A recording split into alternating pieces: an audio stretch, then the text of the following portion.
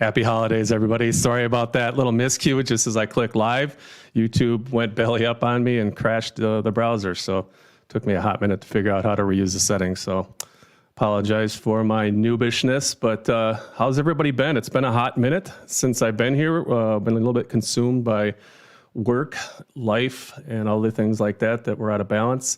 I hope everybody here survived the BRS Black Friday with your wallets as intact as possible. I'm excited for today's guest. We've got Mario, otherwise known as Metallicat to some people, for those of you who are on Instagram. Mario is joining us today. I think he's got some pretty cool stories to tell. We're going to go through some of his experiences and learn a little bit more about what he's going through. Mario's got a different approach to reefing. Might vibe with some of you. So let's, without further ado, I'm going to bring on Mario. How you doing, Mario? Can you hear me good? What's happening, man? Yeah, I can hear you really well. Thanks for having me. Yeah, no, this is exciting. We've been talking about this for a while. I approached Mario a couple months back and asked him, "Hey, you want to go on the live stream with me?" And he's like, "Yeah." And then I ditched him for like months. he took off to Italy on me. Yeah, you sure did. Yeah, that's all right. And in the meantime, I think you came back from Mexico. You were down in Mexico at that time, and now you're currently in San Diego, right? That's right. Yeah, I'm here in Southern California. That's right. Yes. So tell everybody a little bit about yourself. All right. Well, my name is Mario.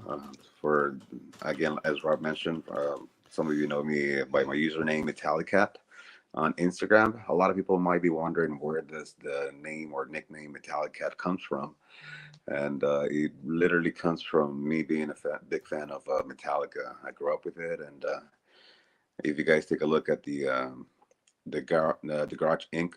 album, on the back of that pamphlet there's a picture of all the guys, all the band dressed on like a string quartet suit, and it says the Metallicats, and that's pretty much where that came from. So it's so you're a man after my own heart. I grew up on Metallica. I actually saw them live on their Master of Puppets tour way back in the day. That dates me, but I think that was in the late 80s. There you go. Yeah, definitely Metallica live. Plenty of times. I've actually been backstage with them. I got lucky, so it's pretty fun. So a little bit about myself. I am millennial. We were just talking about that with Rob, and I'm 37 years old. Yes, I'm from Long Beach, and yeah, man, I've been liking fish tanks and aquariums ever since I was a little kid. Yeah. Tell us a little bit about the background. Like, what got you? Did you start out in the freshwater world, or did you jump right into saltwater? I mean, how long have you been saltwater reefing at least? Saltwater reefing definitely for the better part of probably coming up on 24 years almost. Oh wow, that's a long time. Yeah, I started when I was like around 13, give or take. Well, see, here's the thing. When I was a kid, I was like 5 years old, give or take, and our neighbor, he basically worked out of his home. He turned like his garage into like a studio, I guess. He used to do like all the glass etching and stuff like that, like back in the day before we had all these beautiful laser machines and stuff like that do it for us nowadays. Back in the day, you had to do it manually with an actual compressor and the sand and stuff like that. So he used to do that, glass etching, professional glass etching, I should say, for like businesses and homes and stuff like that. And he was very much into the aquariophilia. He had freshwater, a couple of freshwater tanks, and he actually had saltwater tanks. And I'm talking about like 1990 when I was like 5 years old, give or take, or 91 when I was about 6 almost. And I would always look at his fish, and I really liked them, and I would just stare at them for like for hours, And one day he actually, him working with glass, he literally took it up on himself to make me a small little tank. He did the whole silicone and everything and put it together, and nice. He gave that to me as a present. I think it might have been my birthday or something like that. He gave that to me as a present, and he actually took me to the it's not like an LFS or anything like that. It's like an actual open market for like where there's literally thousands of shops that dedicate themselves to selling fish and aquarium stuff, for the hobby. That's pretty cool. Yeah, and he I took me over there and we caught a few fishes, and that's how I started. I think the irony is that I had my first tank in 1999. There you When you were go. 9 Okay. years old, or no, it would have Yeah. been a little bit No, more than that. I Well, still more than that. I was 13, 14. 14. Yeah, no, my math is bad. And There you go. and you have more saltwater experience than I do because I was only in it for about 4 or 5 years, and then I took a long break and only got back into it a little more than 3 years ago. So Yeah, ironically, there you go. you have more saltwater experience than I do. So that's it's But one of the things that we get talking about on Instagram quite often. Is I learn a lot from your experiences. but So, and I appreciate that. And I honestly, like, I don't even consider myself to be like a pro or anything like that. I'm still learning. I'm just another hobbyist, to be honest with yeah, you. we And it we wasn't all are. that all throughout these years. I, of course, like just about almost everybody else. Mhm. I've had it like on and off for like a few times. You know what I mean? Right. Yeah. So On this channel, the pros don't sit in the seat you're in right now. They're just as hobbyists. So yeah, we keep pretty it there, much, right? pretty much. Yeah, definitely, most definitely. But it's. Oh, there we go. Look at that. I'm seeing some Yeah. thoughts So come up on the just to screen. give you a heads up, because we were kind of scrambling around to get some of the things put together here. So I Yeah, kind of lined up. I started with your 30. We'll roll into your 60. Talk about your main tank, your frag tank. Your yeah, yeah. you. So and I think you did when did you do a lot of this while you were in Mexico? Because all these, that's where your tanks currently are. You're right in San Diego, and your tanks are in Mexico Yeah. right now. See, let me show you how this came about. Basically, the pandemic started hitting, and I was actually living down in right across the border from San Isidro, which is the San Diego area, in Hmm. Tijuana, Mexico, which is it's TJ, short for Tijuana. And I was working in San Diego, and I was living over there because the cost of living is so much better, and crossing every single day, just the border, pretty much to go to work and stuff like that. But once the pandemic hit, the um, the border shut down. It shut down. Basically, they weren't letting people go in and out, because it was a new thing. They didn't know how bad it's going to be, and then we started getting all those reports, of sadly people dying from this stuff, and that's pretty much what got me to force me a little bit to kind of leave the home that I was living in. I was renting at that time, Hmm. and went ahead and I said, you know what? We were all kind of concerned about my mom, and she's a senior citizen. She's in her 70s. Like I was telling you just a little while ago, I'm the youngest of seven, and you guys weren't around when I was telling Rob, but my pretty much firstborn sibling, which was my oldest sister, she was born in 1963. So yeah, my mom is definitely almost pushing 77. But Anthony double A DJ, he says, "Hey Mario, if you haven't said already, can you share with us how reefing in Mexico is different than the U.S. and the availability of things and such?" And I think of course, that goes right into what you'll be able to see with what you've done here, right? Because a lot of huh? these projects you did Yeah, while you were in Mexico, I don't know if you were right. stuck and going up the, going crazy, and I need something to do, Mhm. and you had to get creative with. Pretty much it. Yeah, no, that's pretty much exactly as you just said just now. BRS doesn't ship down to Mexico, do they? No, you know what? That's well, they kind of started doing so right now with smaller things, but they definitely one thing you can't get in Mexico shipped directly from like vendors here in the US, T5s. Okay. Definitely you can't. If I tried ordering them while I was in Mexico, and no, they didn't want to, ship them. Other smaller stuff they kind of do, but they do charge a lot. They charge like like a $50 shipment, and I'm like, dude, I'm not gonna pay $50 just for a small bacteria or something that I need, that I can't get here locally. And Right, basically, right. yeah. To answer Anthony's question, reefing in Mexico, it's indifferent as far as like the availability for products, but as far as like the actual methods and stuff like that, it's a little bit similar to in the US. The reality of things is that Mexico, they tend to follow the footsteps of our methods in the US of reefing, and very sadly, there's a lot of people in Mexico who, unfortunately, I don't know, it's just the way people are in Mexico, or I don't know, but basically a lot of them they kind of tend to be a little sketchy about like sharing their successes with other people or even helping other people around. There's a lot of focus groups, Facebook groups and stuff like that for the hobby. And a lot of them, they'll be like a newbie asking, "Hey, I have this. Can somebody tell me what's this?" And they'll put a picture up on the post. And instead of people actually helping that person out, they kind of start bashing on him, like, "Oh, dude, this is you should already know what to do. You should be doing this extensive reading before you start Hmm. tank and this and that."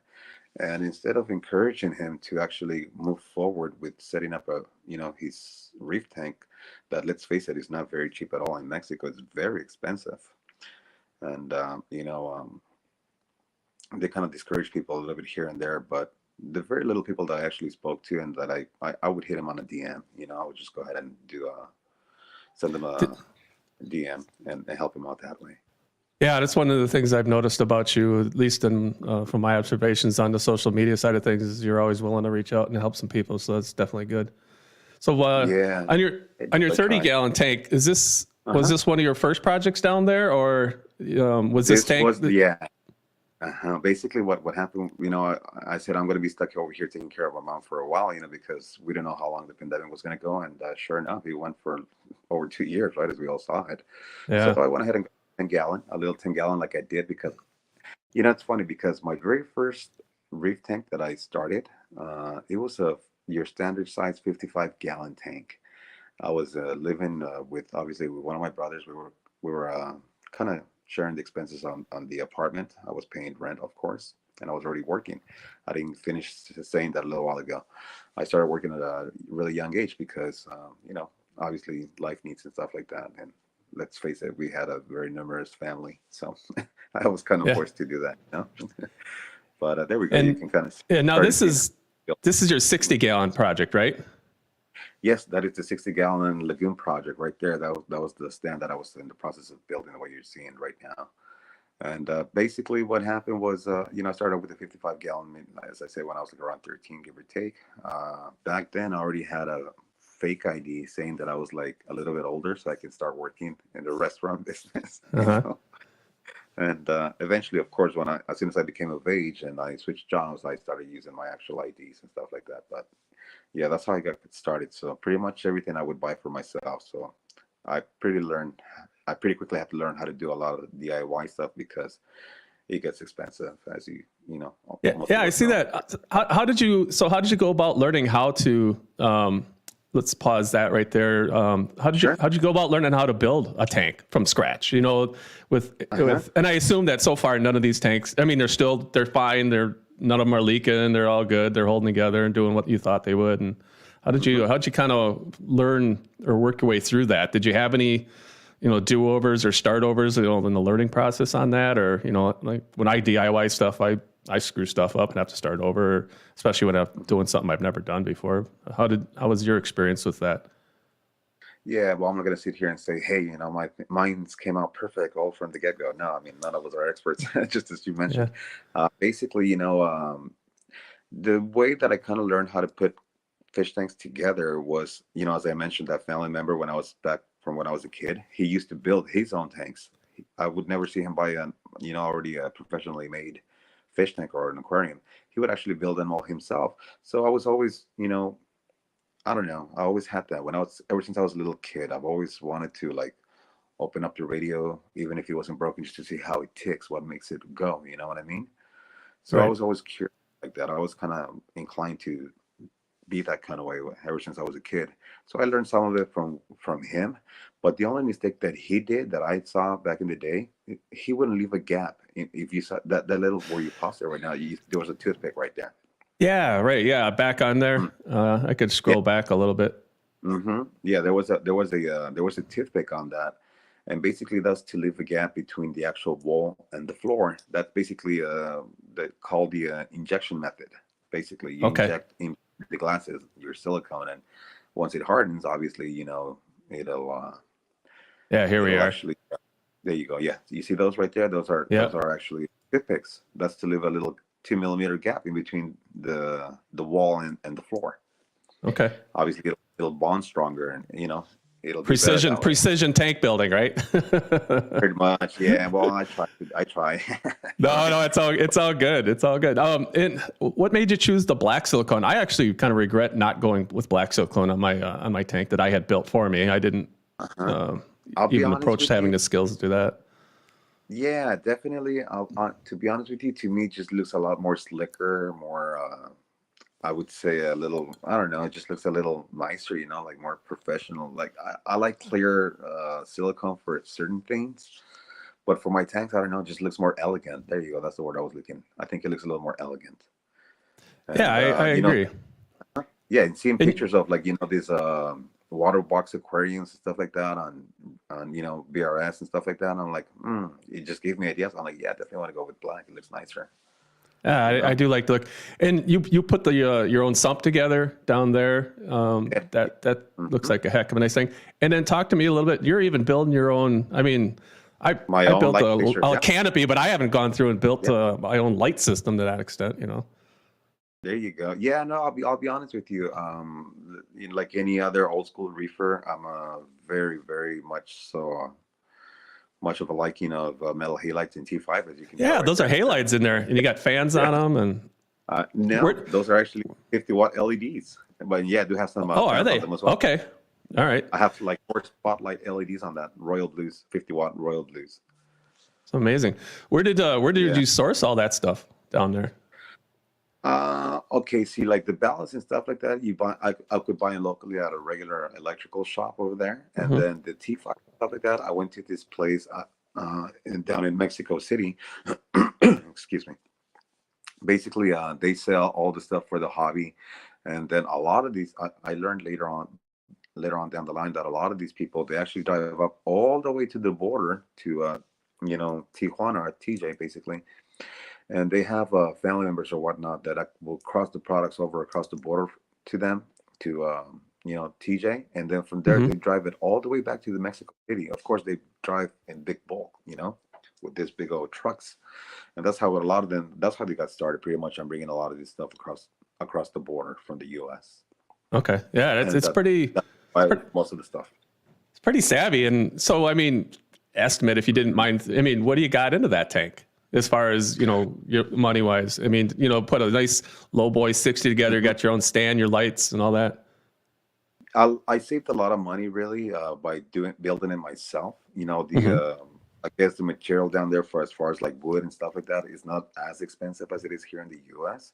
There are Home Depots over there as well, but I didn't even go with the Home Depots. I went to like these regular wood places that specialize in selling all types of woods.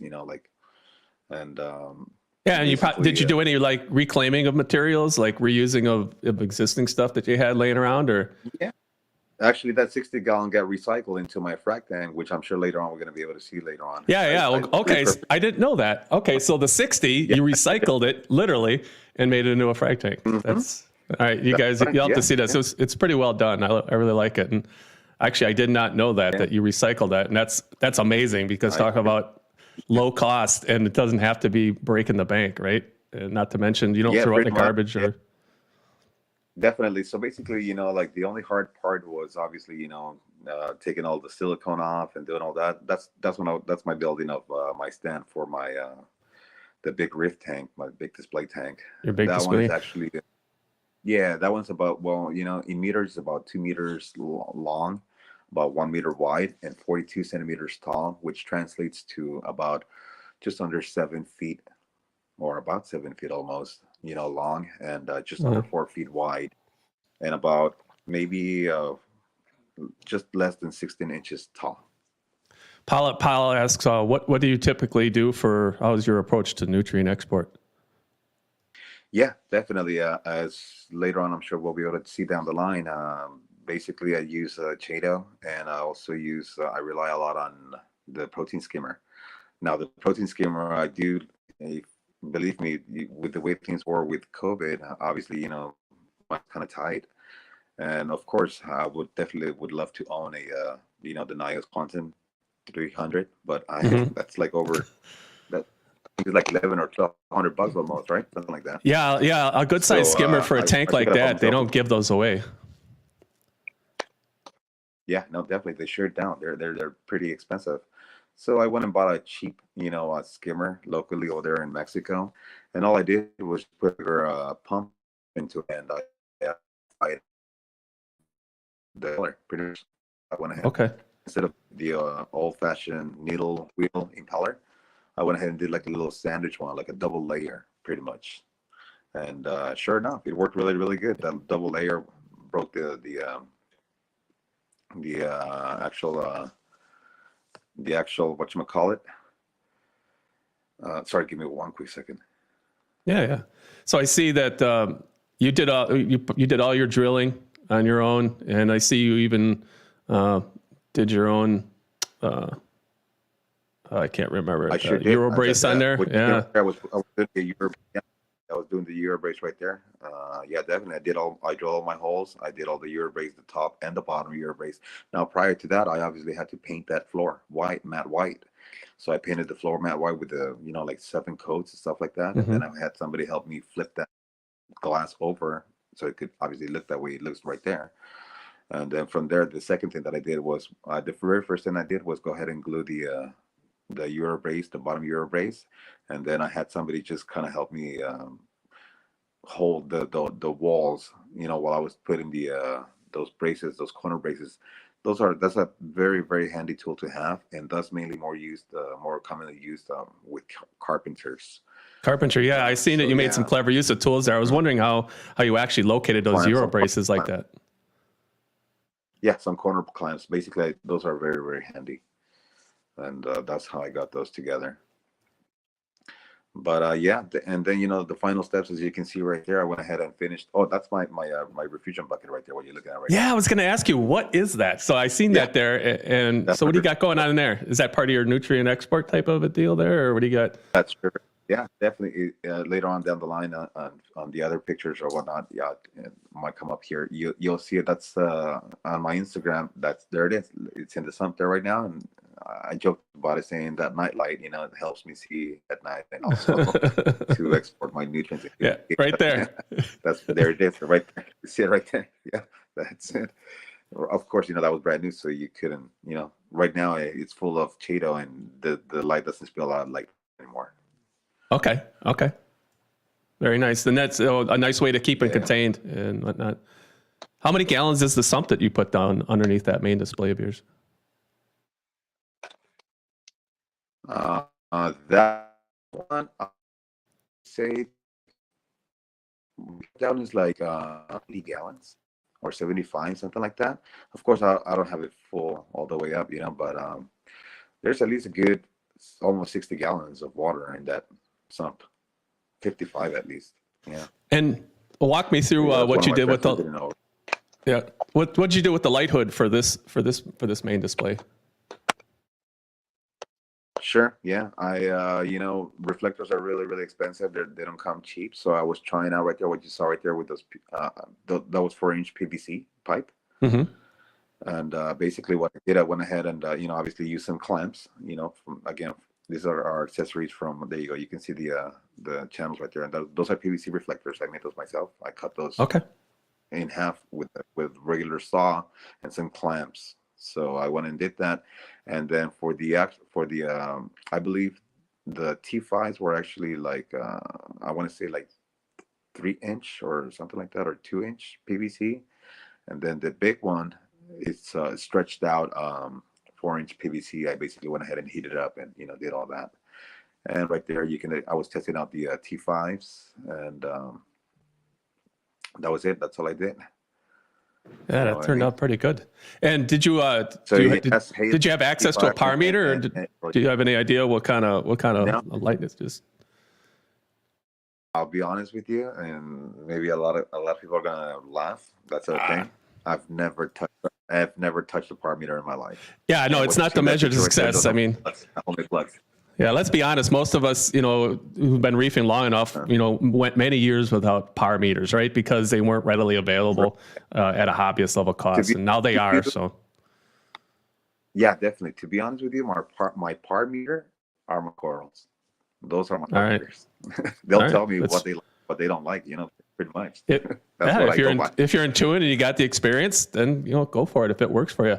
So what do we got going on here? What are those ceramic discs? And then we've got a toilet going on here. So walk me through what that craziness is. There you go. Yeah, those are not ceramic. Those are actually Okay. what I did. Basically, that's white cement. Yeah, I went and bought at the local hardware. I bought a kilogram of white cement. The metrics in Mexico obviously are kilograms and meters and centimeters. As opposed to here we have inches and pounds. Basically, I went ahead and bought like a kilogram for like 15 pesos, which translates to like literally 75 cents US. And I bought a full kilogram of white cement, and then all I did was buy some PVC.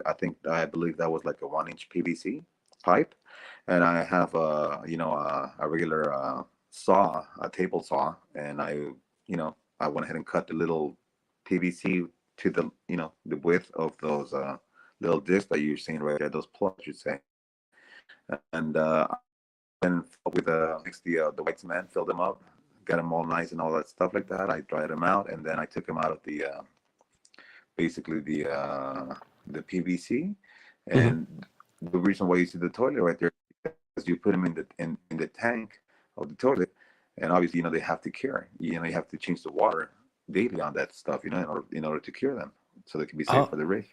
And what better way to cure than every single time you flush the toilet, you get brand new water in that tank. That's pretty clever. I like it. All right, so it's just rinse and repeat, and it takes care of itself.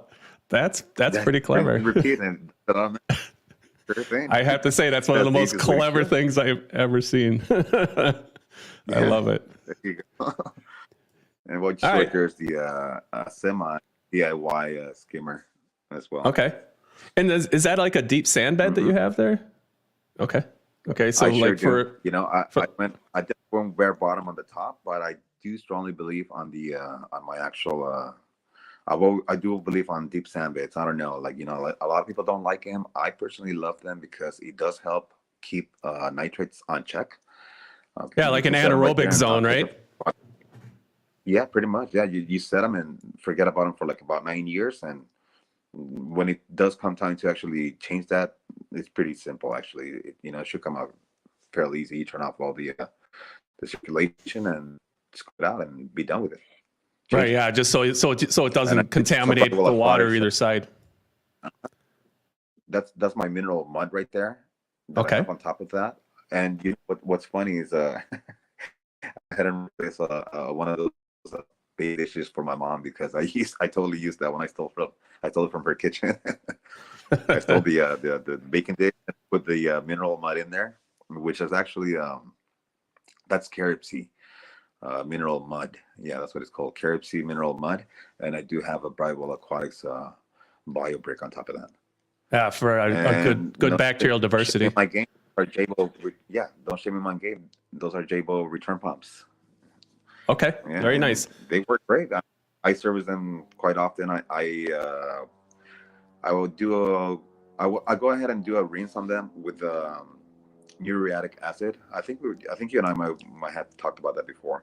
A lot of people don't know this, but I prefer muriatic acid because you can just set it for a few minutes, in a water solution, obviously, and it'll be done within like 20 minutes. They'll come out, rather as opposed to actually soaking them up on white vinegar or citric acid overnight. I'm a fan of muriatic acid as well. Typically, what kind of strength do you use? I'll be honest with you. The ones that I've been using have been in Mexico, and like they can say that they do, like a 3% or whatever the concentration. But a lower concentration. Yeah, definitely. Because over there in Mexico, let's just face it, it's very sad, but a lot of people do skimp on on quality. So I may have to add more sometimes, and that's my Comor right there that you saw for my cod slurry. Yeah, we'll get to talking a little bit of your cod slurry experience. Definitely, and that's my top off. It's a 30-gallon. Okay, so that's your ATO there. All right, and how do you manage your levels in your sump? Basically, by the way, that's also a DIY ATO. As you can see, that little red, rigid kind of like tube right there with a little floater on the bottom. That's a regular China floater, you know, and that Okay. costed like, I don't know, I can't remember, less than $3. And Less than basically, $3. you know, that right, yeah, pretty much. A lot of people pay, I don't know, like I think like $70 worth for ATOs. Not me, man. It costed me $10. Some of the more, yeah, some of the more popular ones like Toonsies. I said some of the more popular ones like Toonsies, I think are around almost $200, right? So that's Oh that's yeah, pretty definitely. And I'm like, man, I wish I could afford that, but I can't. I'm sorry. You asked me something just before that. I'm sorry. I totally missed it. Oh, no, I can't remember. Sorry. No worries. All right. So what we're seeing that right there on the this video, you see the little that's actually on the very front right there. That's actually Hawkins and Canada, and it's on a glass tile. I went ahead and started up I never really seen anybody do little glass tiles like that before. And I figured, you know what I've noticed that my elegance, I just love the way it looks. It's really, really shabby, shaggy and stuff like that. But basically, why I did the glass tile was because when you put an encrusting SPS, for some reason, I've learned that it encrusts so much better and so much faster on glass. I don't know why. Or at least for me, it has. You know what I mean? That's been your experience. That's interesting. Yeah. I should try that. Be an interesting experiment an easy one to try and see what happens. Mm-hmm. And here, one trick for that, if you guys do want to try it out, basically, when you try to glue something directly onto glass, it's only going to hold for like a few minutes and stuff like that. Later on, obviously, you turn on your current, you have your wave makers, it'll blow it out because there's no surface for it to really grab onto because glass is so smooth, right? So, Yeah. doesn't have any surface like that. So what I do is after cutting the little glass tile, which is like a 4x4, or something like that. And what I do is obviously I sand down the edges. So I don't want to, they're sharp. That's the first thing. And then what I do on the middle of that tile, I use a Dremel. And just kind of do like a little ridge on the center of that tile, and that way it'll have surface for the glue to grab onto. Okay, so you basically score it a little bit, right? Yeah, definitely. That way you won't fly off with the there you go. I cut my own glass. Yeah, I was gonna say this is your tools that you use to cut all that glass with, right? So, what kind of methodology did you use? Like how do you keep that straight? Does it have to be super parallel and square, or with that 2 millimeter, you got to probably be pretty accurate with that, right? And obviously you were, because your tank is together. It works great. Right. Yeah. No, basically, definitely going back to carpentry tools, clamps are your best friend. You definitely use I use some F clamps, and I obviously use like this long ruler, that's made out of like aluminum, right? Mm-hmm. Aluminum ruler. And that's basically what most glass shops use over there locally. So I said, hey, you know what, can you sell me a piece of your, whatchamacallit, the aluminum, I guess they use that like for frames and stuff like that for like glass doors. And Okay. They were gonna throw it out anyway, so I get like, I don't know, like $5 US, something like that. And I got one of those off of them, and I already had the F clamps, and pretty much that's all I do. I just measure my line, I mark it with a Sharpie, and using that, aluminum as a ruler, and that's it. You basically dip the little glass cutter into a little bit of maybe a little bit of paint thinner, and that's it. Just do the straight line, and it comes off like butter, pretty much. It's pretty amazing. Now, this project here, this is that recycled 60-gallon, right? This is your frag tank coming together here. So you decided to cash in the 60, put a frag tank to support, obviously, your much larger tank. That's it, pretty much. Yeah, that's what I did. What you see right there is me drilling the floor holes. And I went with like a little peninsula style, not because I like the look. Well, I do, but basically because of the room that I had right there to work with. That little wall is not that big, so right. So form, fit, and function for. There's the corner clamps. Yeah, there's the corner clamps. Yeah. You can see them right there. Those are your best friend. And is that back wall of? Yeah. Yeah, that back wall. Is that back wall glass or is that PVC? No, that back wall right there. It's glass. It's all glass. Okay, it's all glass. Sorry, I meant acrylic. Yeah. Yeah. Yeah, no worries. For those of you who want to try this out, basically it's made out of glass. And what you do is basically, just the same way you leave a little gap for your silicone, for your seams.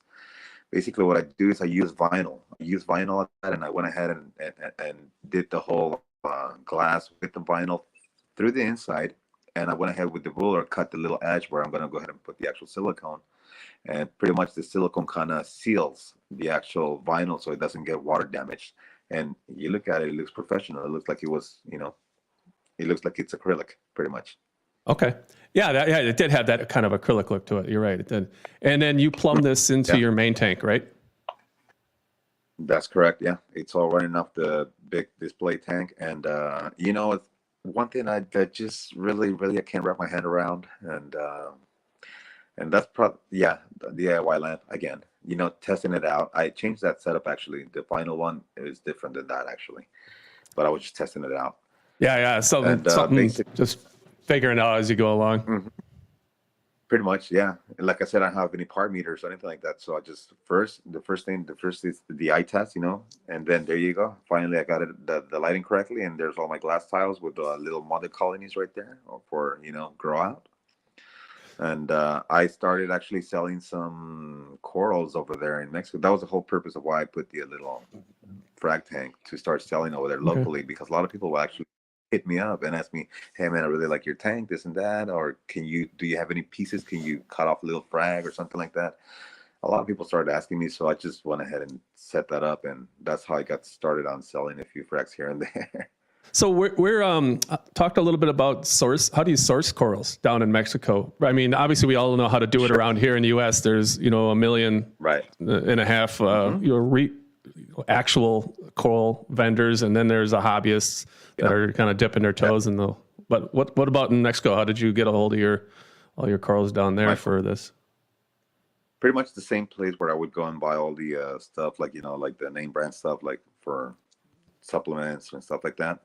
I would go to that market that I was telling you about just a little while ago, and they sell a lot of these corals. And there's my SPS that you see right there. That's a little piece of Jason Fox flame, and that's a Gila monster there, that little one right there. And they're little, tiny little pieces, but they're growing nicely. And that one's they call it a Frankie's Red from Jason Fox. Okay. It's really nice. I like it. Very, very cool. Yeah, so a lot of them are little pieces like that I kind of did it with some friends for other stuff. That's my calculatory bucket that you're seeing right there. That's my beginnings of it. And how are the prices in Mexico compared to the U.S. Yeah, for there we corals? go. That's what I'm getting to. Huh? I'll be honest with you. I don't kind of want to spoil it just yet, but I am strongly considering. I remember speaking to a lot of the guys that are doing now. I was like, for start a business to go to better the prices in Mexico, because a lot of it's but quite contrary to here in the U.S. Aquapores are actually some of them actually go a lot cheaper, because they do have these groups on Facebook, and they do like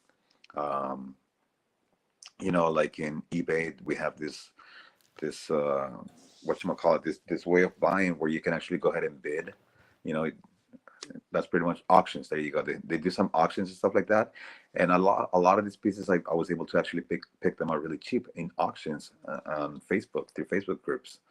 So that's how I came about a lot of those, up until I actually found this actual grower. He has his coral farm, and there's this place called Cuernavaca in Mexico, and literally he is an avid lover of yes. So a lot of those pieces I actually got from him, and he kind of knows my tank too. He's followed me on Instagram and through the Facebook groups before. So he actually messaged me and said, "Hey, that's really a nice tank." And I told him, "Yeah, I was like, can you shoot me down your prices and stuff like that? I am interested in buying. Some people actually want to buy frags." And sure enough, I believe I bought like 10 pieces from him. And he calls them frags, but they're actually like mini colonies. You know what I mean? And sure enough, I went ahead and set those up, acclimate them and stuff like that, quarantine them, and then eventually I just started fragging from that, and that's how I started selling my SPS over in Mexico. he has really, really nice pieces. But Yes. answering your question about the pricings for that, he actually sells very basically. We're not going to talk about specific, names or Yeah. stuff like that. But there's some SPX that same frag you can sell in the U.S. for like $150, and in Mexico you can buy that same little frag for like $20. That's pretty reasonable. So As far as that's far kind as of like the hard that. stuff goes, yeah, right. So Yeah. kelp slurry, you dipped your toes into the slurry world, huh? I sure did. I sure did. Look at that. That's my clear bucket. I went ahead and bought it at a regular, convenience store, and then I was experimenting still with what kind of pump to put in there. I guess I was still waiting on my actual Jabo, whatchamacallit, SDW16, Okay. which I'll be honest with you, I already had to replace one, man. That thing, the center bearing broke off. Gone, The heat huh? couldn't stand the heat or whatnot. Yeah, man. So do not buy those. I'm Buy still running. I'm if still you're gonna running use a on my. Jabo, use the SW. Uh-huh. I'm still running on my Well, you have the SLW10. SLW, right? Yeah, you have the SLW, Yeah, and I it's was using the SDW, which is a bit different. Yeah.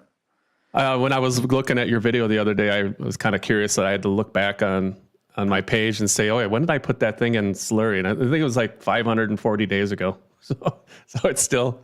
Oh wow. It's coming on. But what hydroxide are you using?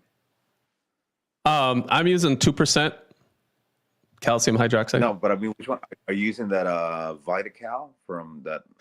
I'm still I got just a touch of BRS pharma grade stuff left. I'm just using it up. And then once that's gone, I have the Vitacal that I'm going to be switching over, the Mississippi lime or whatever that I'm switching over there to. you go. That's Mississippi lime.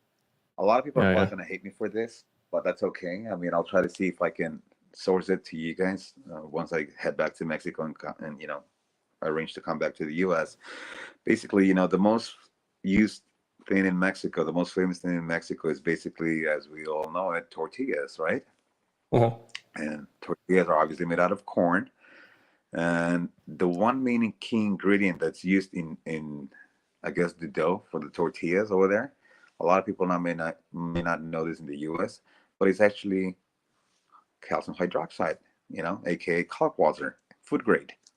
Okay. So that's how they prepare how they prepare the dough for the tortillas. So it's very popular. It's a very popular thing in Mexico.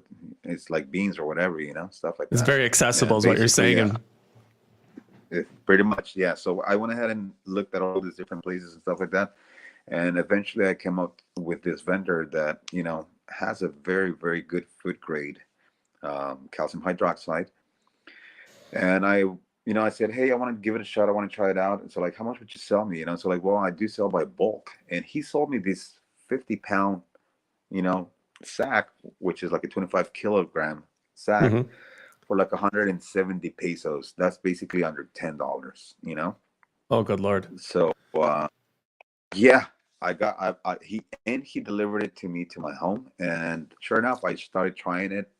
I slowly started moving from 2-part onto the caulk slurry all the way, and then at 10 cents a pound, how could you not try it? Pretty much, yeah. Literally, that's like 20.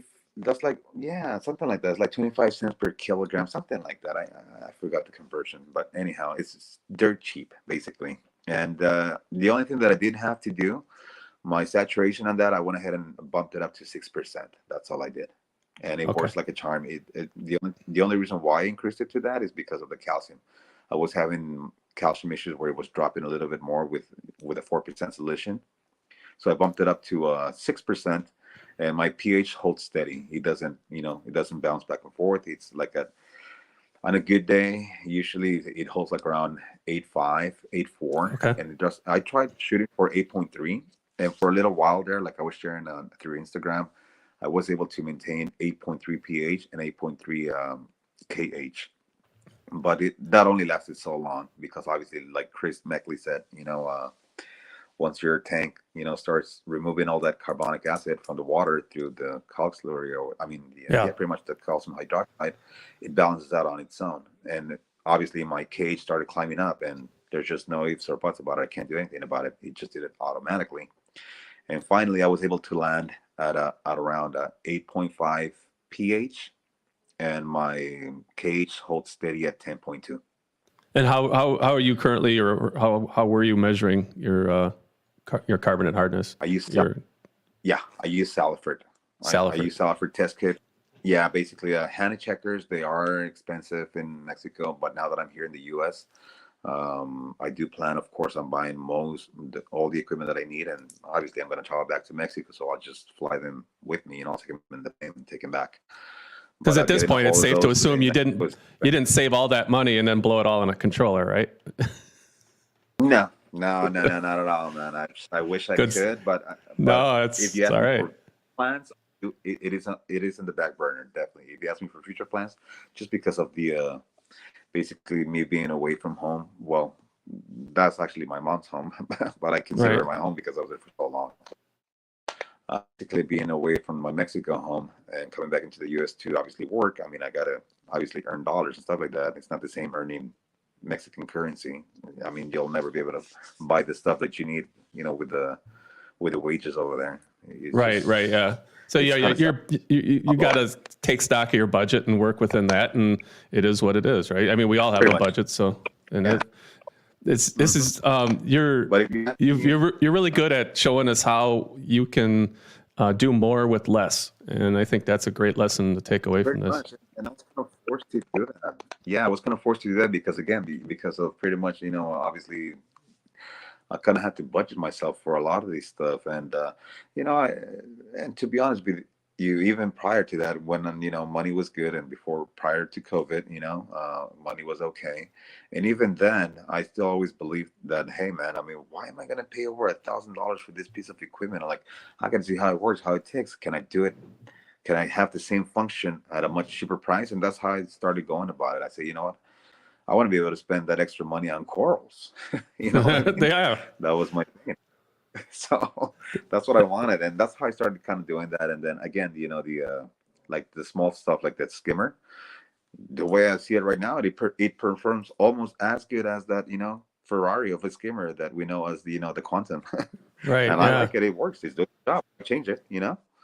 That's So great. it's working. So, talk to me a little bit about what the current picture is here. Was this kind of like a calc stirrer type of a deal?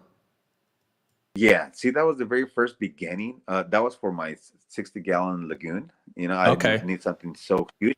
I was trying to do a couch stirrer. Yeah, that was the Okay. beginnings of a couch stirrer, and there it is. There it is in Yeah. action. And then There it is. you actually dose Little, with it it was, for yeah. very, very I cool. dosed it for a while. Yeah, I ran with that for months, and it worked. It worked like a champ. That's so great. And right there, what we're seeing is the beginnings of once the oh, look at that! I so missed that red hot chili pepper, Monty. This is in your And main display, correct? yeah, that's very shortly after I put it together. I think it wasn't even like a month old, or maybe just under 2 months old right there. Could be, yeah. But And then yeah, it when definitely did was you come? brand When new did you come because back there to was the still no U.S.? algae. I just got back. I want to say the Halloween. Yeah, there you go. Halloween. Halloween, Pretty much, I because arrived over here around Halloween. Yeah. this is like in September, right? Something like that, maybe. No, this right here, Or what we're seeing right there. yeah, No, I think that's a little earlier. I think that might have been earlier. somewhere in. No, I can't remember. Maybe so because I don't see it. The new rock that I put in there still look pretty white. So yeah, I think that was maybe Okay. sometime like around March or maybe Okay. April. March. Okay. And you got yeah, that's a little later. This is probably closer to what you're saying, September, stuff like that, because I set up the little frag, the temporary frag for those colonies. Those are the pieces Okay. that I bought from that guy that I told you in Cuernavaca. And Okay. look at that, he sent me big old chunks. You see that? And after that, I fragged them later on after I quarantined, or well, not quarantine, but I kind of acclimated them. And eventually finished putting together the frag tank, and all those went to the frag tank. And obviously, I went ahead and fragged them and waited some like another month for them to encrust really nicely before I started selling. Yeah, it's usually nicer to let those things start to encrust before you kick them out again and let them get stable. I think Yeah. I'd probably buy more And online it's pretty, if I knew they would ship them in that big on the plugs, anyways. yeah, and look at that. See that right there, that the PC rainbow that you saw right there. I went ahead and my friend kind of cleaned off his. He kind of fragged it because he was growing too big for him.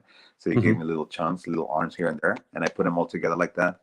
And basically, it grafted back onto itself, and they grow out like that as a little mother colony. And then one other thing I think you said you were starting to work on, but roller. Yeah, you were starting to work. Now, were you able to complete that before you came back, or is that kind of still, you had to set that aside for now? Yeah. No, you have you have that right there on the I sure it's up and running. Oh, it is. Okay, so like first, and I apologize if I overlooked that. Maybe I just didn't see the final result, but you can see there. But you actually you did complete it, and it is running on its own. Yeah, it's running on its own. Before I came back to the U.S., that's one thing that I was definitely worried about so much.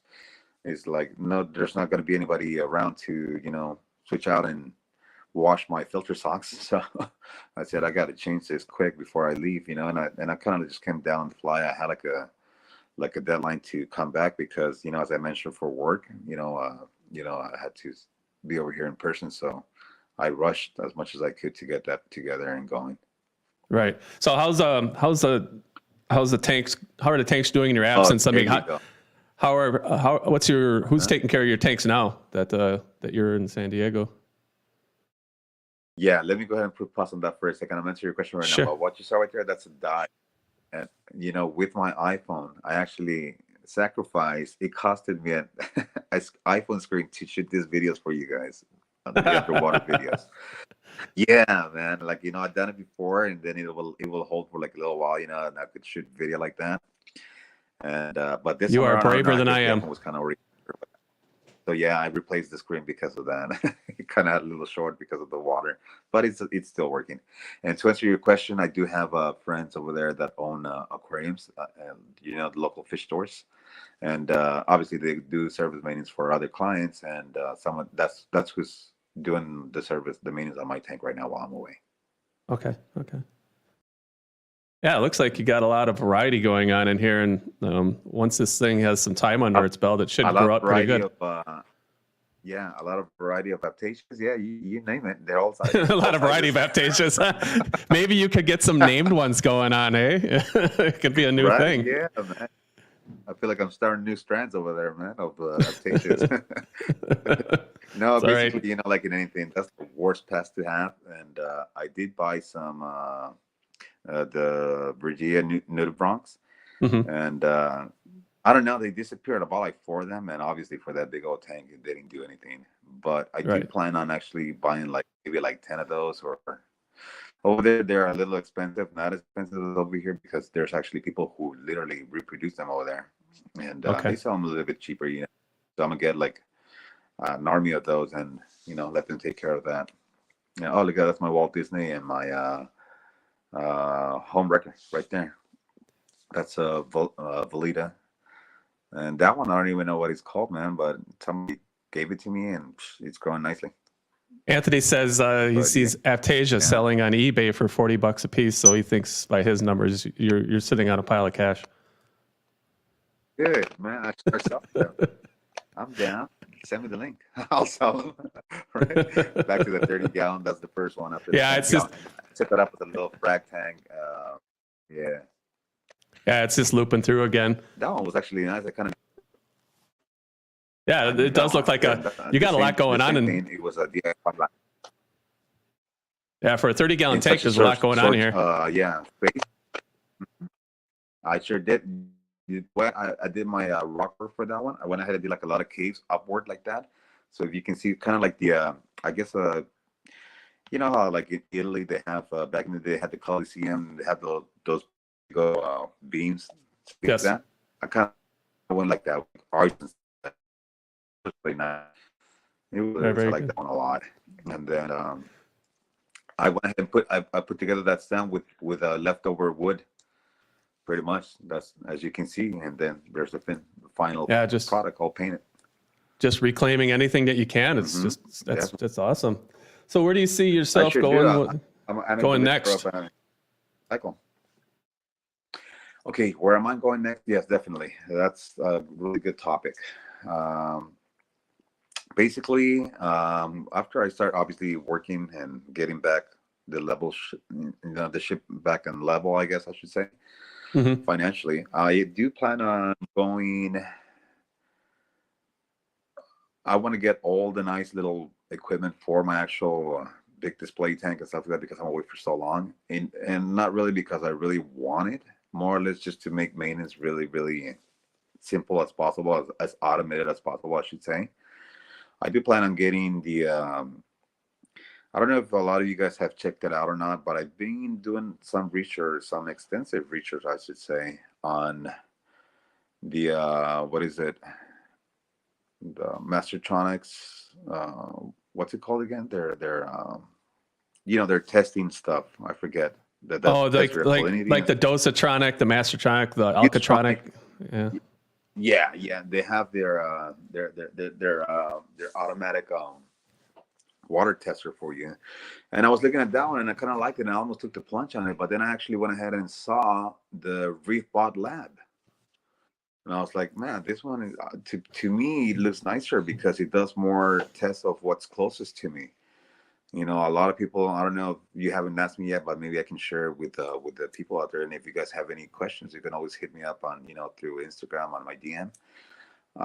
I try to make my tanks as automated as possible. What do I mean by that?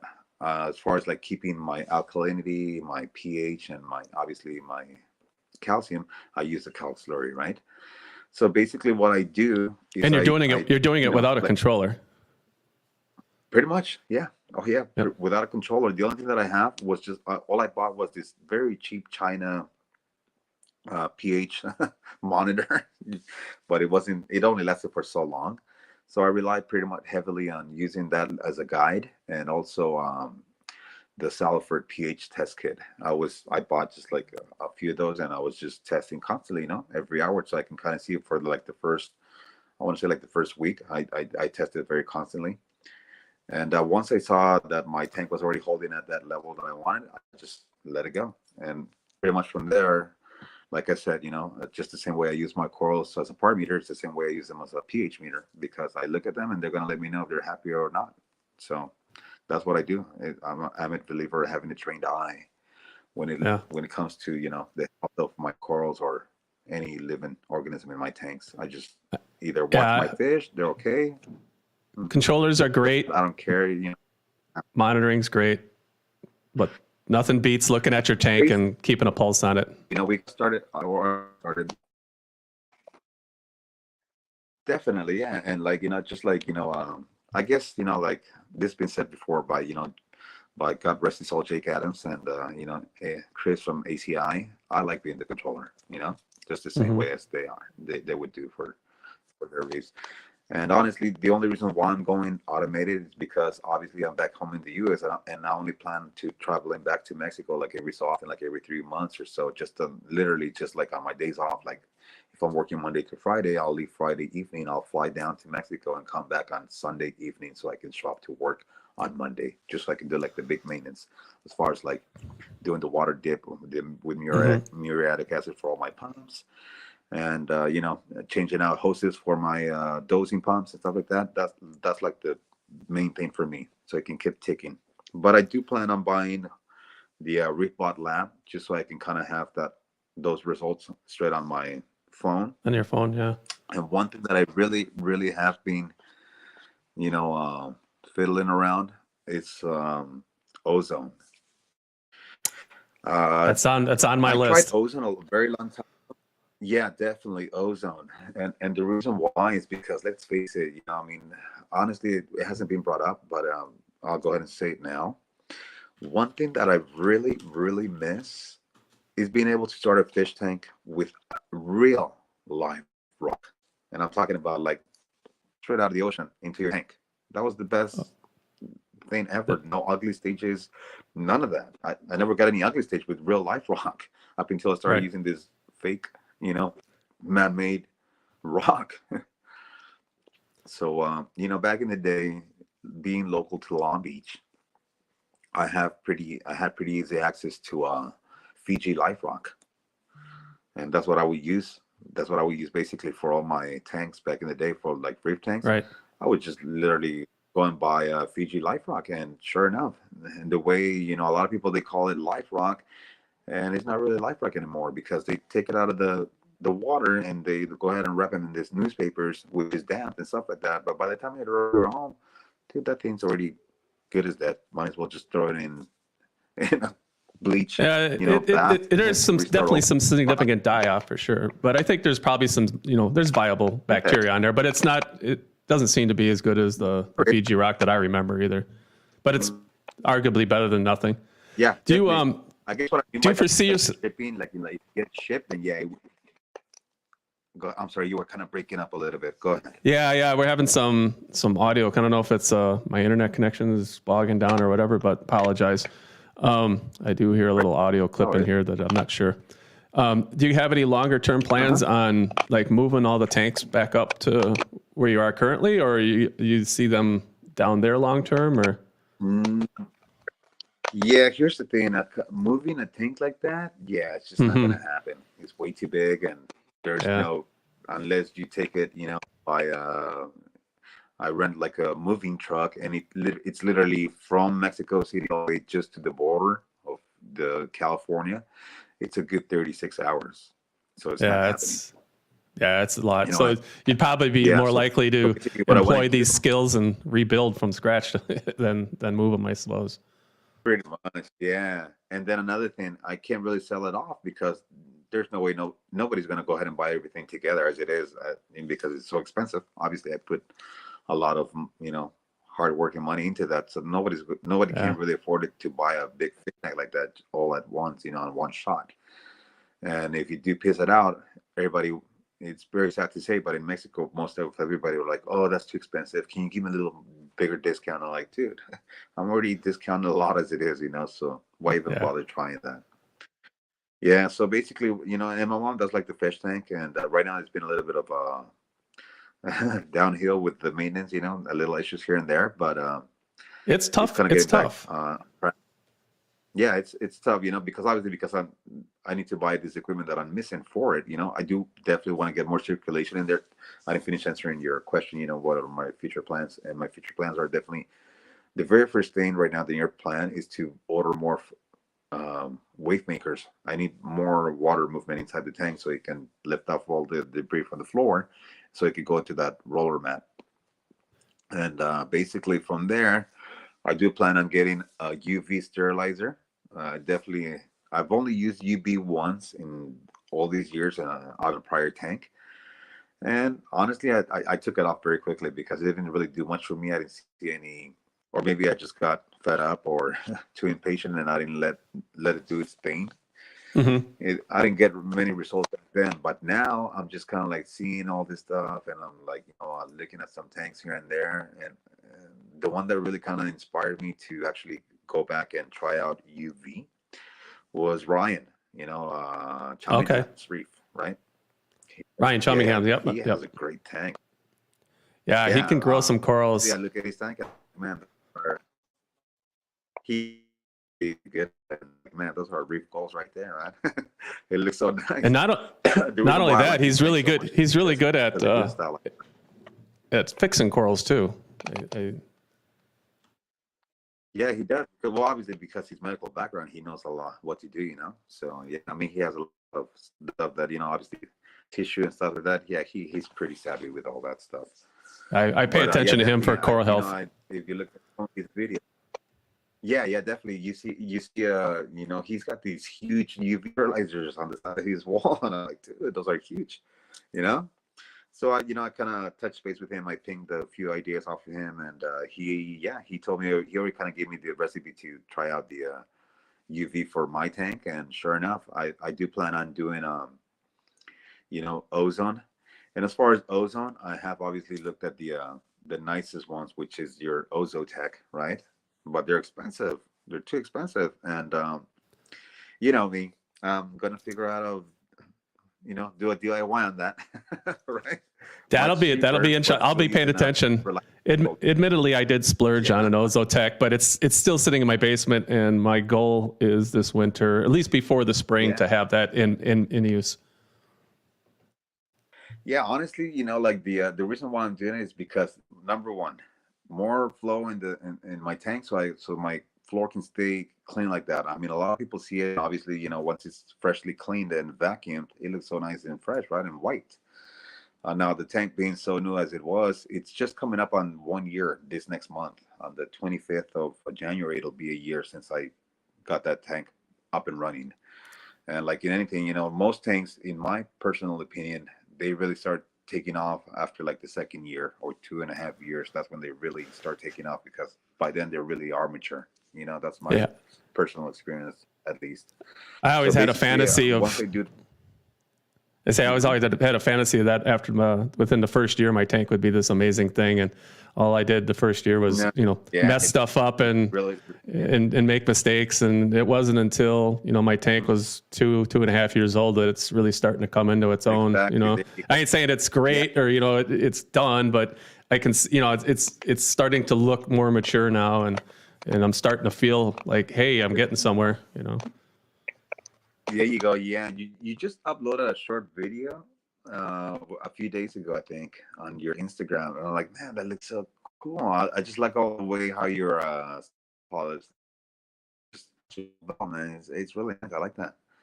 Yeah, thanks. Yeah, I'm trying to post a little bit more. I've been for the floor.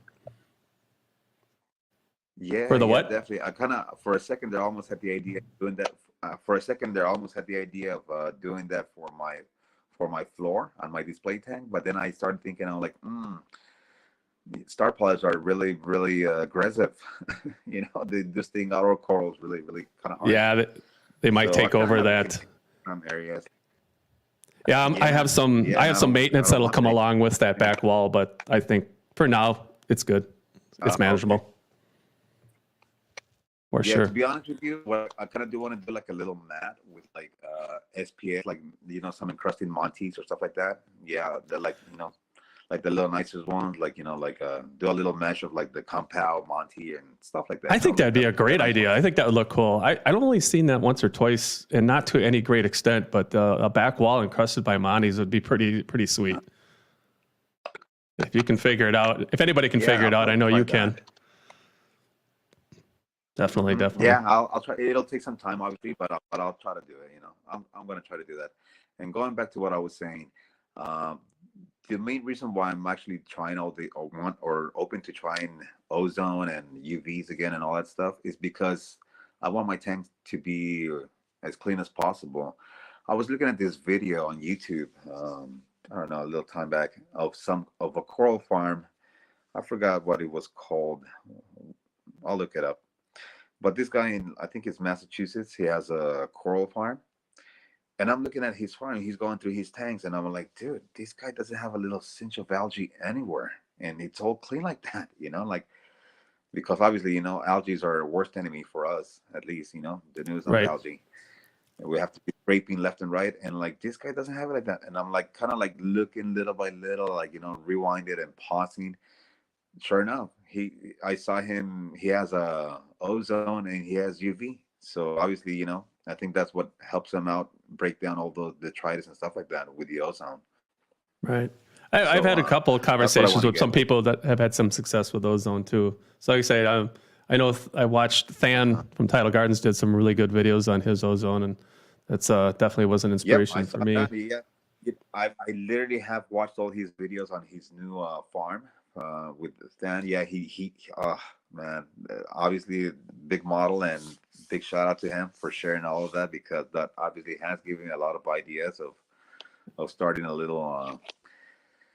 I just need to watch more of Than's videos to learn how to YouTube. Yeah, definitely. Yeah, definitely. Honestly, I want to go ahead and start like a little.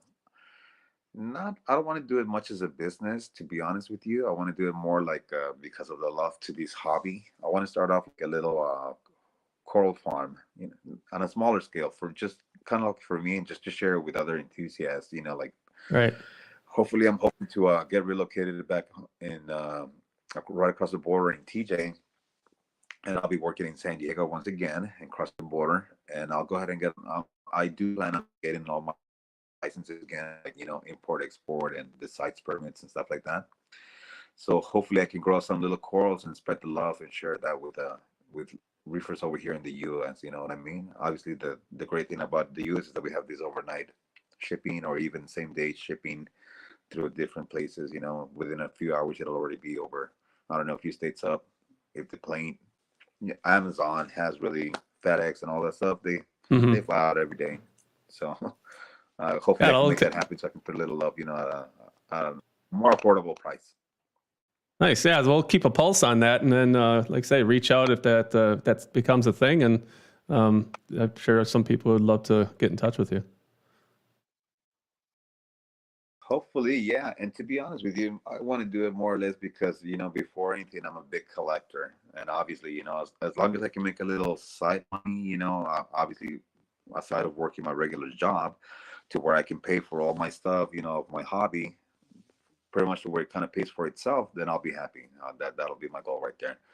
But something that, like a life goal that I do kind of have, I do want to contribute so much into restoring our you know our actual seas, man. I mean, like, let's face it, there's a lot of stuff that is dying out in the sea. And you know, like Luca once mentioned on his Instagram, you know what I mean. A lot of people don't really try hard to reestablish Mother Nature. And you know, one thing that I definitely do strongly believe, like, I guess most of us humans make the mistake of believing that this world belongs to us, but I really don't think it does, because let's face it, there's not a lot of land.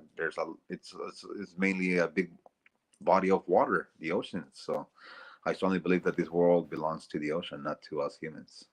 And we got to make So sure that we're good stewards of the land, so we don't wreck the ocean. Because if the yeah, ocean dies, we're not going to do so well. we're all dead, pretty We're all much. dead, Yeah, and then like pretty you know, much. and speaking more to that, basically, you know, phytoplankton is what makes most of the oxygen that we breathe. Like, you know, Yeah, 75 to people think it's a 85%. forest, but it's Not a lot of actually people it's know this. actually algae in the ocean. Yeah, exactly. And it's the phytoplankton that really produces most of that, right? The air that we breathe. It's to my So, understanding, you know, anyways. I saw, yeah, definitely. And then, you know, Luca was, you know, she shared something, you know, Luca, aka Mahina Corals. He shared, you know, a few things as far as like, you know, phytoplankton and how it's being depleted in the ocean. I think Chummingham Reef actually went ahead and Ryan added to that, you know, that, yeah, it's being depleted to in a lot of places, the phytoplankton. So hopefully, you know, I mean, that what Luke mentioned was like for ships, you know, that transit ships, ocean Hmm. ships and stuff like that.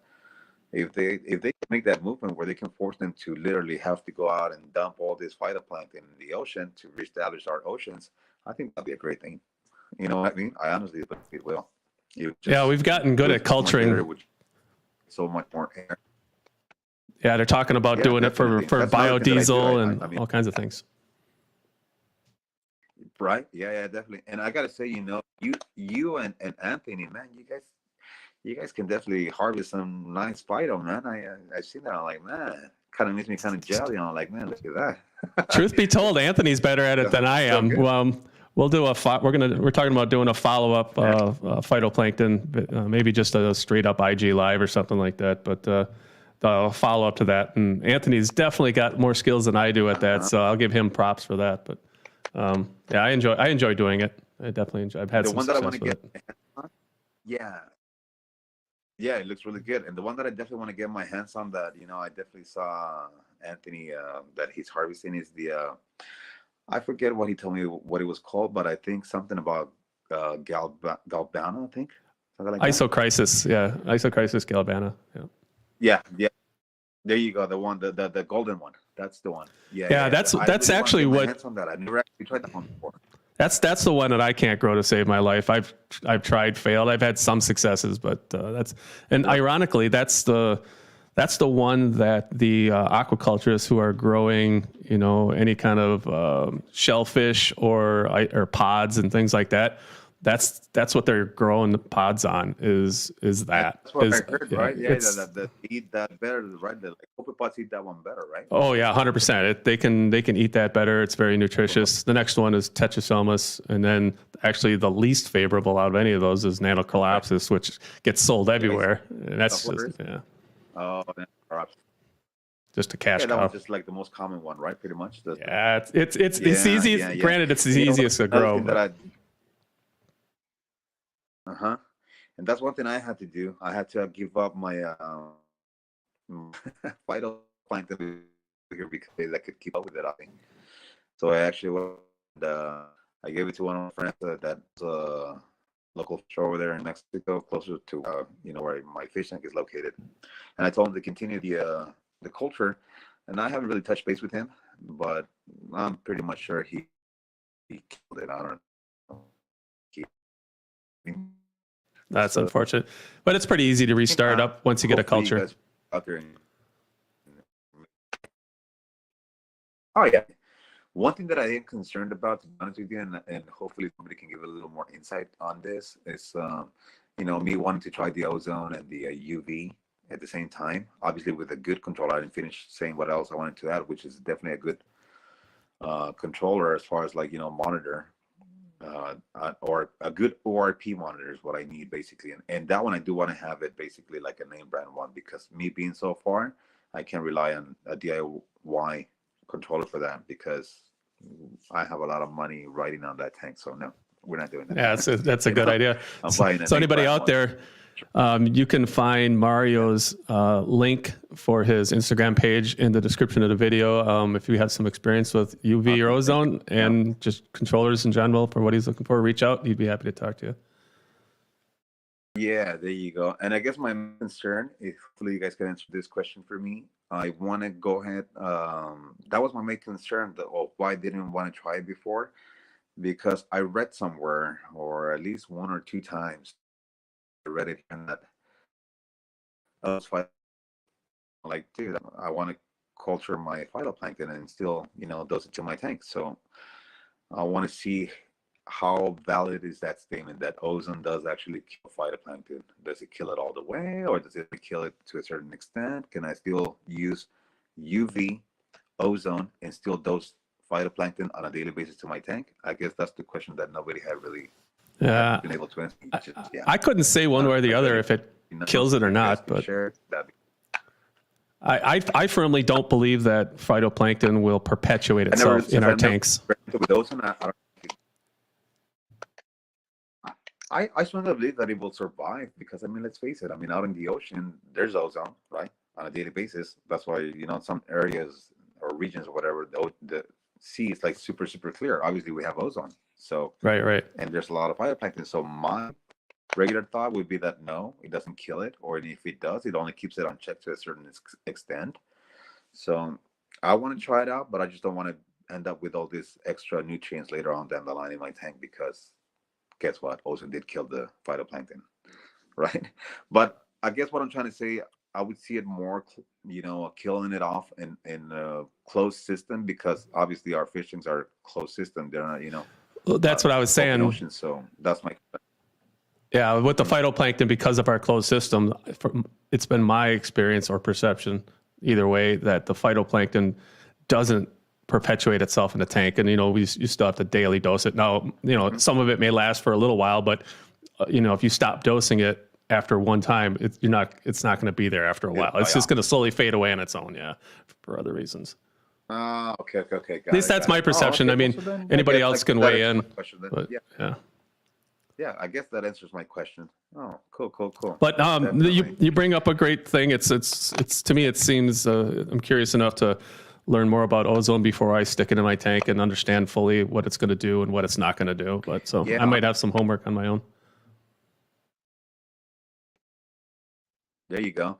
And like I said, the only, of course, I do love the clarity of the water that ozone provides. But to me, the main reason why I want to use it is to break down all those, those extra stuff from the rock, pretty much. Right. All the debris and some of the tribes and stuff like that. It does break them down. So that's the reason why I want to try that. So I could do it automatically without me having to dose microbacter clean or stuff like that constantly, because let's face it, that stuff gets expensive. And another thing that I do want to try out that we were talking about just this, that I'm open to try out, and actually shout out to Anthony Double DJ.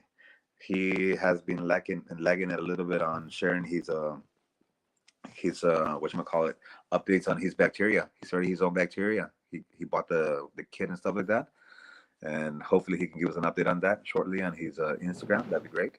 We would much appreciate it. I know I would, right? Because I Oh, I want to hear go you. ahead and yeah, I want to culture my own bacteria. That's something that I want to do because in Mexico, bacteria gets really expensive, especially the name brand one, like my, Brightwell Aquatics and stuff like that. It's not cheap over there. Lynn was It's saying that expensive. I think she started doing some culturing of phytoplankton on her own, and she said that she's finding a little more success with increased salinity. I think it was 1029 Oh, she is was that right? mentioning. So that's she's piquing my curiosity too. So I might have to Yeah, ask her, reach out to you, Lynn, and see what you got going on there. yeah, that'd be great. And then here's the other thing, as far as like phytoplankton. I don't know if a lot of people know this, but because most people they go and buy the F2 gilders, right, for the fertilizer, pretty much. Yeah, like the Yeah, two-parter. yeah. Okay, there you go. Yeah. So, do you know what it's composed of? That formula, by any chance, Rob? No, I don't. I mean, Okay, I've well, read check it it. out. I've read it, but I haven't committed those ingredients to memory, right? I mean, essentially, we're just There pumping you nitrogen, nitrates and go. phosphates into the tank, into that culture, just for them to feed on and their nitrogen.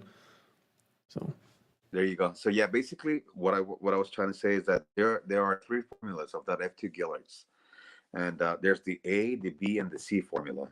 And basically, I believe the good one, that I strongly recommend for people who are culturing or harvesting their own phytoplankton to use the A formula of that F2 gillards. Why?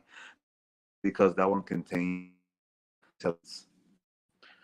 oh So, yeah, yep. and not a lot of people know this, And basically, I did get a hold of the one with the trace elements, and I started using that, and that helped me out to save a little money on my actual trace elements for my tank, which is something that maybe we should talk about. Information of my tank, well, clear jar, you know, Mm-hmm. and all I did is put a little wave maker inside that little jar, and I went ahead and measured my weekly consumption of my tank as far as like nutrients and stuff like that, for like obviously potassium, iodine, strontium, and stuff like that, because I do those. I don't know if people want to know this or not, or may be curious as to what I do with my tank. Let's go ahead and talk about that. I do those trace elements.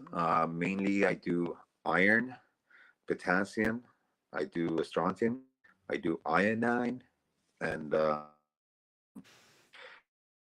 What what do you use to dose that? Do you use a certain brand, or elements. Unfortunately, I'm sorry. do you use a certain brand of that, or do you dose them Yeah, there you individually, go. That's or what I was going to say right now. yeah? Yeah, no, I actually do so right now for the just to make life easy. I went and bought the name brand ones. I originally started dosing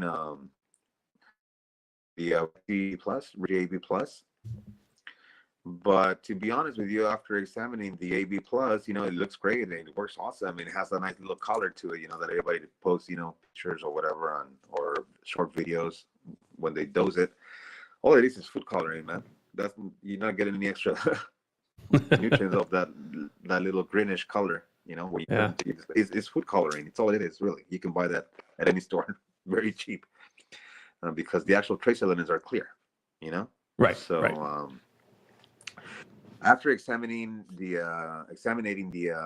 actual Reef Energy AB Plus, I came to the conclusion that it's literally the exact same thing as if you go and buy CCAM, Reef Trace, and Reef Plus. It's literally the exact same thing, and guess what? It's a lot cheaper.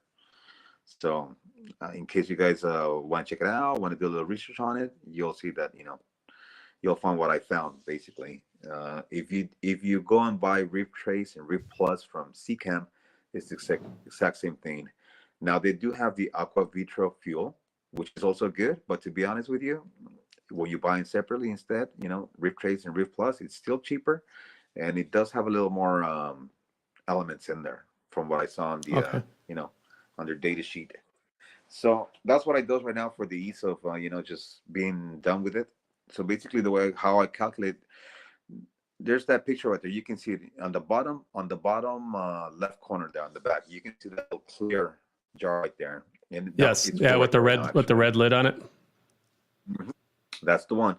Yeah, that one right there. What I do, that's a 5 liter little clear jug, by the way, little container, or what you call it. Basically, that one right there, the so-called secret sauce. There's not really much of a secret to it. It contains the dry form strontium from, again, from Camp. I buy the big jar that is like about a kilogram. Okay. It's 200 basically. Is the dry one. The dry one from Camp. I bet, and I dump whole thing in there, and it just dissolves, with the wave maker that I have in there. And then from there, I add, as far as potassium, I go ahead and buy the potassium chloride at an apothecary, locally. It's very cheap, actually. I buy it and I mix it, and then, obviously I see what my consumption is. I like to keep my potassium at around 470. 470, I found that it gives me like really, really good blues, and purples, especially with my metal halide. I have 20K bulbs, Yeah. and If you can you've avoid the never name seen brand the best sticker purples. price, yeah, why not? Right. Save the money and just, Yeah, definitely dose them as needed, do it. individually or Uh-huh. for sure. For sure. Definitely. Oh yeah. And honestly, I've never seen any better purples than with metal halide 20K bulbs. You know, honestly, to me, I've those never are tried, my I've milk never is tried just metal really halide. polished up and nice. Yeah. Yeah, just about the Really? time when Oh I my went God, you well, gotta back when I was reefing, I couldn't afford the metal halides because I was just having kids and, I was just starting out and just didn't have the budget for that then. And then I stopped reefing, and by the Yeah, time I got back in, metal halides were, kind of going away. So a thing. They were kind of like going obsolete, right? yeah, right. I mean, But yeah, yeah, man, they're they're still phasing them out, around. and They're awesome. yeah, their days are If numbered you though. ever Right? They're get going to a chance, regulate them try right them out, out man. You would definitely love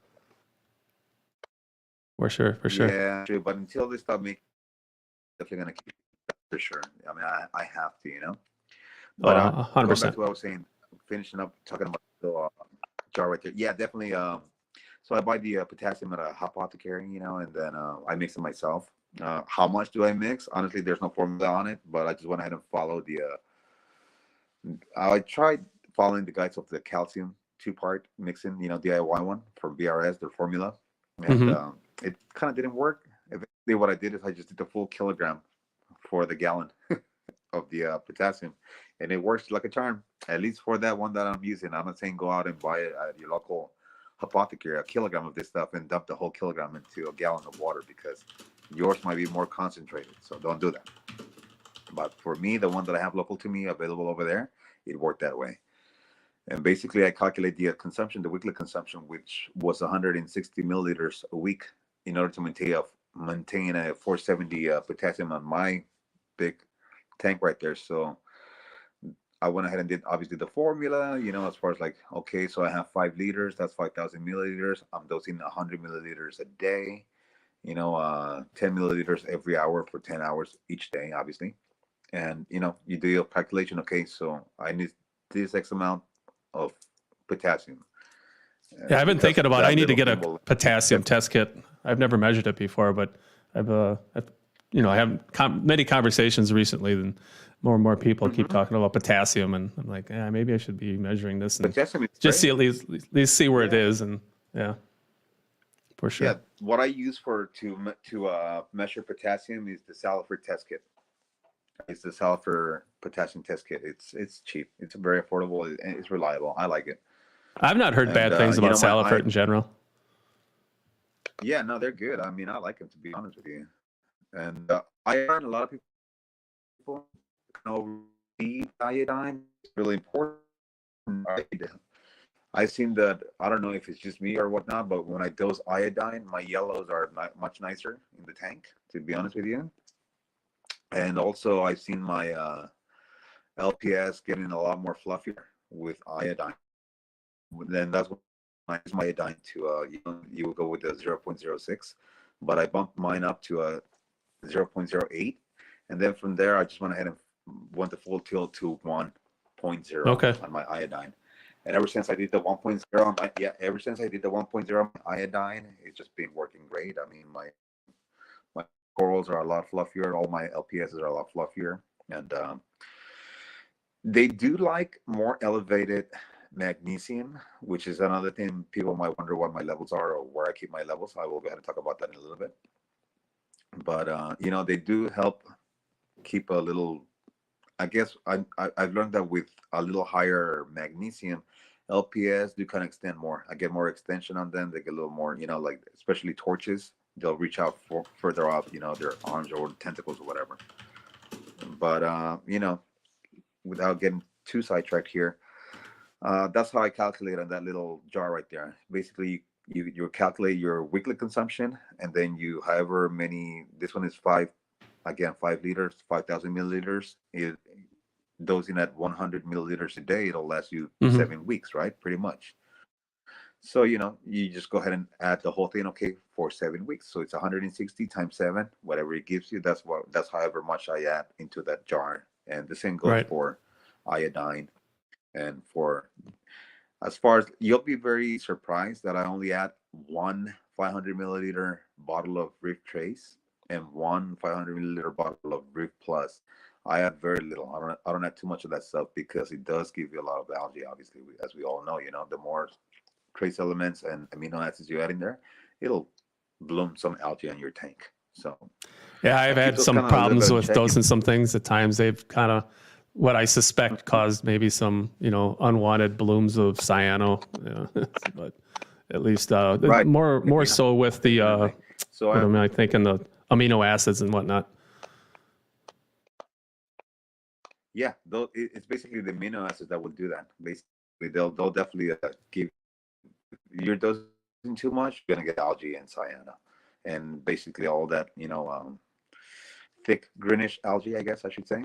It Yeah. it, it kind of comes out, but when you do it just a little bit, just enough to where the corals are getting what they need to eat to survive, then you're good.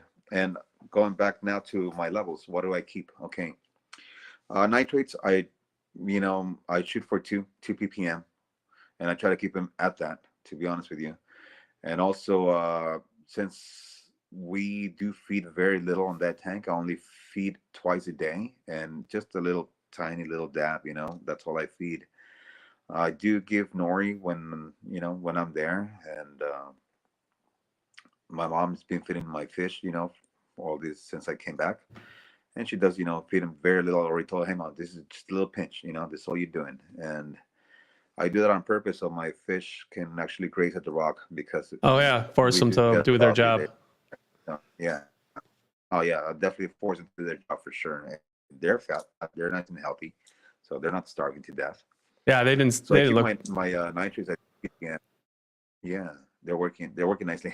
So basically, what I have had a problem is that for a little while there, and even more so now that I came back, yeah, my nitrates went ahead and floored to 0 ppm, to zero. So what did I do for that? I went and bought.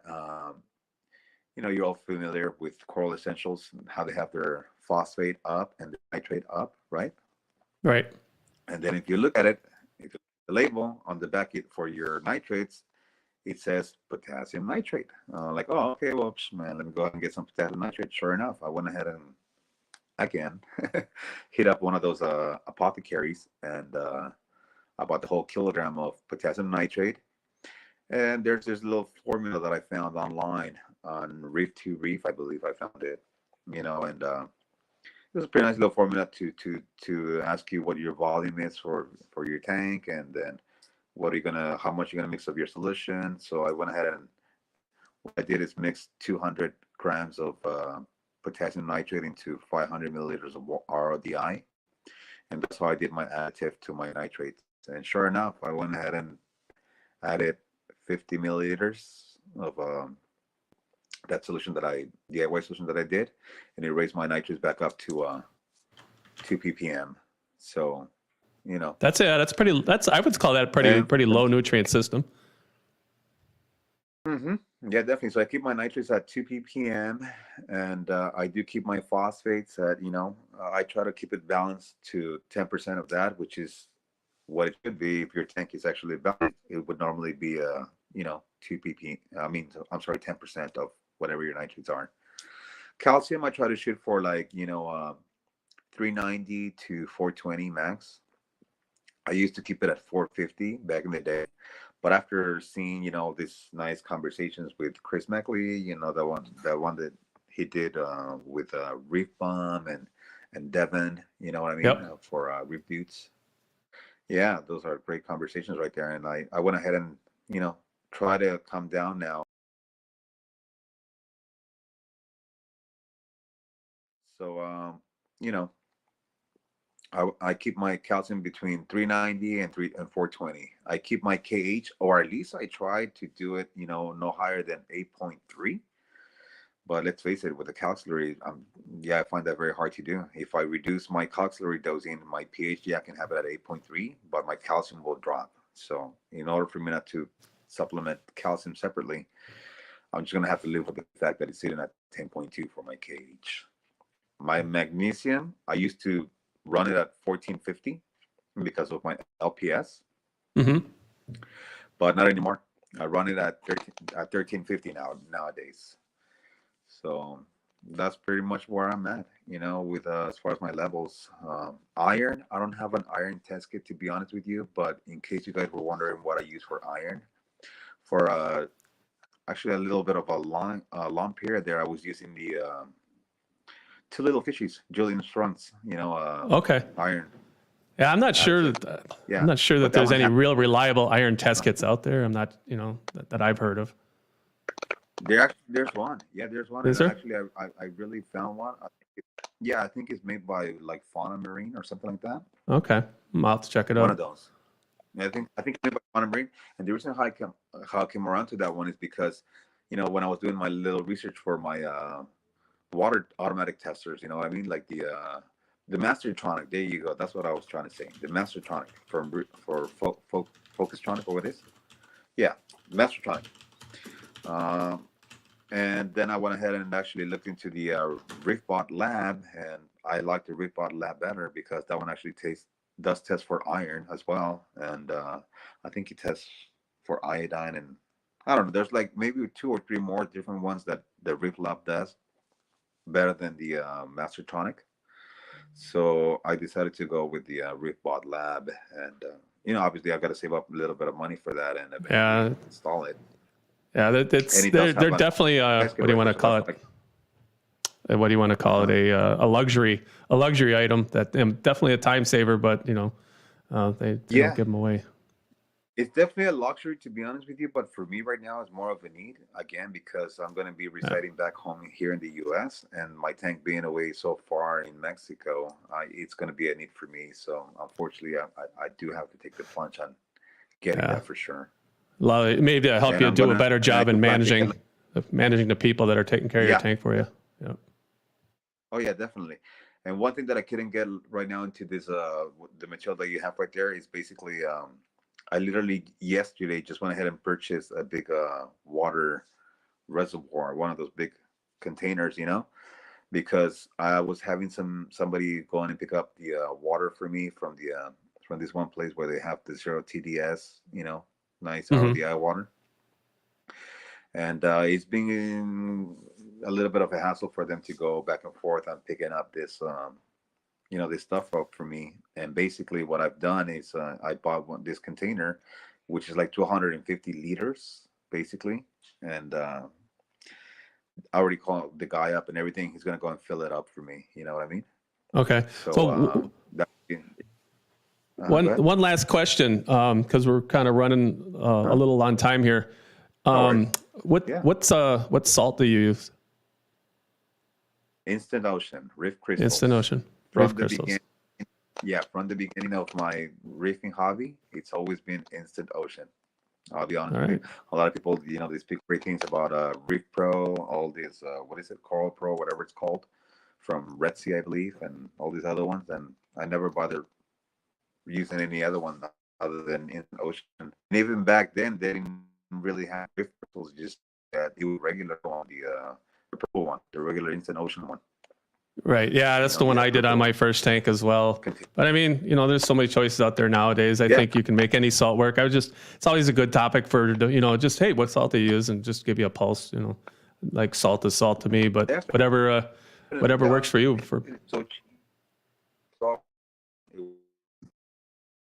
All right. Definitely, That definitely. sounds awesome. And if Well, you ask me, hey, would you try these other different, problem. yeah, no, that's fair. It's fair. Well, Mario, I really appreciate your time. There you go. I don't know if I lost Thanks that for a for second. working Go with me ahead. and being so patient and providing us all the content that you did. And good luck in managing that tank remotely. And keep in touch with us on your next DIY effort. And then sounds like there'll be some I will follow-up update. conversations. Definitely, I think there will be. I'm going to try and keep myself situated, and of course, I'll try to post as much as many of this as I can through Instagram. If you guys want to add me, or have any more questions and stuff like that, send me a DM, and I'll go ahead and be able to. I'll be happy to answer those for you. Definitely. All right. So, Well, after this, I have to go back and figure out why my audio was clipping out, but prevent that from happening next time. It's good. Yeah. So, all There right. you go, So, all right. Have a great rest of your weekend. And if I don't talk to you guys before the new year, have a great Christmas and a happy New Year. Merry Christmas, and then and Happy New Year. There you go. I'll try to fire this thing back up again in January with better audio. Thanks a lot, guys. Thanks. I'll talk to you guys, and hey, man, keep on reefing. Let's do it. All right, Mario. Take care. Thanks, everybody. All right, you too. Bye-bye.